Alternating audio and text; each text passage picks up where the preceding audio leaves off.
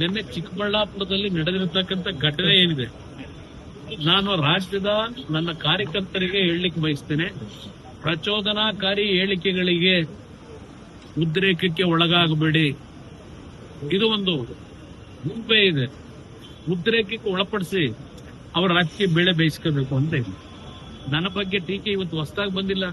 ನಮ್ಮ ಕುಟುಂಬದ ಬಗ್ಗೆ, ದೇವೇಗೌಡರ ಬಗ್ಗೆ ಇದೇನು ಹೊಸದಾಗಿ ಟೀಕೆ ಮಾಡ್ತಕ್ಕಂಥದ್ದಲ್ಲ. ಇದು ನಡೀತಾ ಇದೆ, 50-60 ವರ್ಷಗಳಿಂದ ನಡೀತಾ ಇದೆ.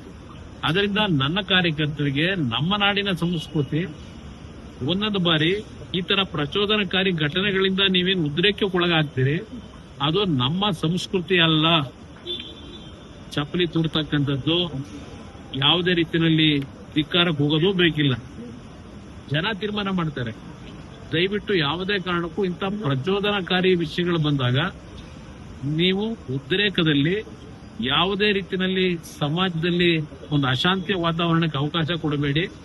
ಅದು ಏನೋ ನಿನ್ನೆ ನಡೆದಂತ ಘಟನೆ ಏನಿದೆ, ನನ್ನ ಕಾರ್ಯಕರ್ತರಿಗೆ ಮತ್ತೊಮ್ಮೆ ಮನವಿ ಮಾಡೋದು ನಮ್ಮ ಮಾಧ್ಯಮದ ಮುಖಾಂತರ, ಇಂಥ ಒಂದು ಸಂದರ್ಭಗಳಲ್ಲಿ ನೀವು ಸ್ವಲ್ಪ ಮಾನಸಿಕವಾಗಿ ಒಂದು ಒಳ್ಳೆಯ ರೀತಿಯಲ್ಲಿ, ಶಾಂತ ರೀತಿಯಲ್ಲಿ, ಸಮಚಿತ್ತ ಭಾವದಿಂದ ಇವತ್ತು ತಾವು ಇಂಥ ವಿಷಯಗಳ ಸಂದರ್ಭದಲ್ಲಿ ನಿಮ್ಮ ನಡವಳಿಕೆ ಇರಬೇಕು ಅಂತಕ್ಕಂಥದನ್ನ ನಾನು ಎಲ್ಲಾ ಕಾರ್ಯಕರ್ತರಿಗೆ ಮನವಿ ಮಾಡ್ತೀನಿ.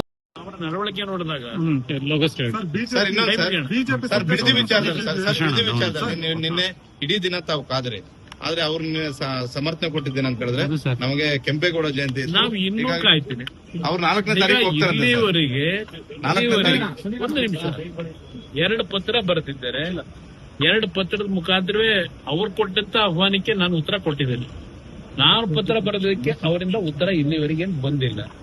ಬಂದು ಅವ್ರೇನಾದ್ರು ಜನಗಳ ಮಧ್ಯಕ್ಕೆ ಬಂದು ರೈತರ ಜೊತೆ ಕೂತು ಚರ್ಚೆ ಮಾಡೋದಾದ್ರೆ ನಂದೇನು ಅಬ್ಜೆಕ್ಷನ್ ಇಲ್ಲ, ನಾನು ಬಂದು ತಯಾರಾಗಿದೆ ರೈತರ ಜೊತೆ. ಆದ್ರೆ ನಿನ್ನೆ ದಿನ ಯಾವ ರೀತಿ ಘಟನೆ ನಡೆದಿದೆಯಲ್ಲ, ಘಟನೆ ನಮ್ಮ ಕೆಂಪಾವುಟ, ಆ ರೆಡ್ ಝೋನ್ ಅಂದ್ರೆ ಅಲ್ಲಿ ಬಂದದ್ದರಿಗೆ ಅವ್ರಿಗೆ ಜ್ಞಾನೂ ಇರಲ್ಲ. ಅದಕ್ಕೆ ಕೆಲವು ಟೈಲ್ ಹೇಳ್ತಾ ಇದ್ರು, ಎಲ್ಲ ಬಂದು ಕೆಲಸ ಮಾಡೋರು ನಮ್ಗೆ ಯಾವ್ದು ಭೂಮಿ ಇಲ್ಲ, ಅಂದ್ರು ಬಂದಿದೀವಿ, ಊಟ ಹಾಕ್ತೀವಿ ಬಂದಿದೀವಿ ಅಂತ ಪಾಪ ಹೆಣ್ಮಕ್ಳು ಹೇಳ್ತಾ ಇದ್ರು. ಆ ಕೂಲಿ ಕೆಲಸ ಮಾಡೋರ್ನೆಲ್ಲ ಕರ್ಕೊಂಡ್ ಬಂದಲ್ಲಿ ಧಿಕ್ಕಾರ ಪಾಪ ಬಂದವ್ರಿಗೆ ಬಹಳ ಜನಕ್ಕೆ ವಿಷಯವೇ ಗೊತ್ತಿಲ್ಲ. ಅಲ್ಲ 4ನೇ ತಾರೀಕು ಬರ್ತೀವಿ ಅಂತ ಹೇಳಿದ್ ನಿಮ್ಮ ಹಳೆ ನನಗೆ ಆಹ್ವಾನ ಕೊಟ್ರೆ ಅಲ್ಲಿ ರೈತರ ಸಮ್ಮುಖದಲ್ಲಿ ಆಹ್ವಾನ ಕೊಟ್ರೆ, ಯಾರು ನಿಜವಾದ ರೈತರು ಖಾತೆ ಹೋಲ್ಡರ್ಸ್ ಇದ್ದಾರೆ ಅಲ್ಲಿ ಕೂತ್ಕೊಂಡು ಚರ್ಚೆ ಮಾಡೋದಕ್ಕೆ ಈಗಲೂ ಕರೆದ್ರೆ ಅವ್ರು ಯಾವಾಗ ಕರೆದ್ರು ಅಲ್ಲಿ ಬರ್ಲಿಕ್ಕೆ ತಯಾರಿದೆ. 470 ದಿವಸದಿಂದ ಬಿಡದಿನಲ್ಲಿ ನಡೀತಿರ್ತಕ್ಕಂಥ ಏನು ಹೋರಾಟ ರೈತರು, ನಾನು ಯಾವತ್ತು ಮೊದಲನೇ ಹೋರಾಟಕ್ಕೆ ಹೋಗಿದ್ದೀನಿ ಅಂತಕ್ಕಂಥದ್ದು ತೆಗೀರಿ. ಡಿ.ಕೆ. ಶಿವಕುಮಾರ್ ಮುಖ್ಯಮಂತ್ರಿ ಆಗಿರ್ತಕ್ಕಂಥದ್ದಕ್ಕೆ ಹೋರಾಟ ಅಲ್ಲ. ಡಿ.ಕೆ. ಶಿವಕುಮಾರ್ ಆ ಭಾಗದ ರೈತ ಕುಟುಂಬಗಳನ್ನ ಇವತ್ತು ಯಾವ ಪರಿಸ್ಥಿತಿ ತಂದೊಡ್ಲಿಕ್ಕೆ ಹೊರಟಿದ್ದಾರೆ ಬದುಕನ್ನ, ಅದರ ವಿರುದ್ಧ ನಮ್ಮ ಹೋರಾಟ ಇದೆ. ಡಿ.ಕೆ. ಶಿವಕುಮಾರ್ ವಿರುದ್ಧ ಅಲ್ಲ, ಇದು ಯಾರೋ ಒಬ್ಬ ವ್ಯಕ್ತಿ ವಿರುದ್ಧ ಅಲ್ಲ.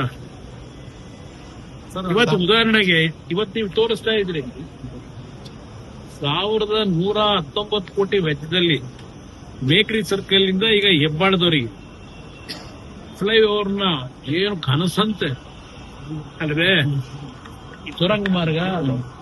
ಅದು ನಾನು ಮುಖ್ಯಮಂತ್ರಿ ಇದ್ದಾಗ ಒಂದು ಕೊರಿಯಾ ಕಂಪನಿ 30 ಕೋಟಿ ದುಡ್ಡು ಅವರೇ ಹಾಕಿ ಟೆಕ್ನಾಲಜಿ ತಂದು ಅವತ್ತೇ ಕೆಲಸ ಮಾಡಲಿಕ್ಕೆ ಮೀನ್ ಸ್ಕ್ವೇರ್ ನಿಂದ ಹೆಬ್ಬಾಳದ ಫ್ಲೈಓವರ್ ಎಲ್ಲಾ ರೀತಿಯ ಸಿದ್ಧತೆಗಳನ್ನ ಮಾಡಿದ್ದೆ. ಟೆಂಡರ್ ಪ್ರೋಸೆಸ್ ಮುಗಿದಿತ್ತು. ನನ್ನ ಸರ್ಕಾರದ ಹೋಯ್ತು. ಈ 20 ವರ್ಷದಲ್ಲಿ ಇವತ್ತು 1100 ಕೋಟಿಗೆ ಏರಿಕೆ ಏನಾಗಿದೆ ಆ ಫ್ಲೈಓವರ್, ಇದು ಅಂಡರ್ ಟನಲ್ ರೋಡ್. ಅವತ್ತು ಕೇವಲ 30 ಕೋಟಿ ವೆಚ್ಚದಲ್ಲಿ ಮಾಡ್ತಾ ಇದ್ದಂಥದ್ದು. ಇದಕ್ಕೆ ಯಾರು ಜವಾಬ್ದಾರರು? ನಾಡಿನ ಬೆಂಗಳೂರು ನಗರದಲ್ಲಿ ವಾಸ ಮಾಡ್ತಕ್ಕಂಥ ಜನರ ತೆರಿಗೆ ದುಡ್ಡು ಇವತ್ತು ಯಾವ ರೀತಿ ಸರಿಯಾದ ಸಂದರ್ಭದಲ್ಲಿ ಸರಿಯಾದ ಕ್ರಮ ತೆಗೆದುಕೊಳ್ಳದೆ ಈ ಪರಿಸ್ಥಿತಿ ದೂಡಿದ್ದೀರಿ. ಇವತ್ತು ಆ ಟನಲ್ ರೋಡು ಅಲ್ಲಿ ಏನೇನಿದೆ ಹೇಳ್ತೀನಿ ಆಮೇಲೆ. ನಾನು ವ್ಯಕ್ತಿ ಬಗ್ಗೆ ಹೇಳಲ್ಲ, ಕೆಲಸ ಮಾಡೋದಕ್ಕೆ ನಮ್ಮ ಸಂಪೂರ್ಣ ಸಹಕಾರ ಇದೆ.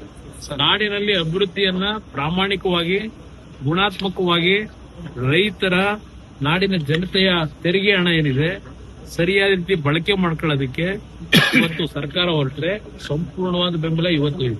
ಸರ್ ನಿನ್ನೆ ಕೆಂಪೇಗೌಡ ಜಯಂತಿ ಇತ್ತು.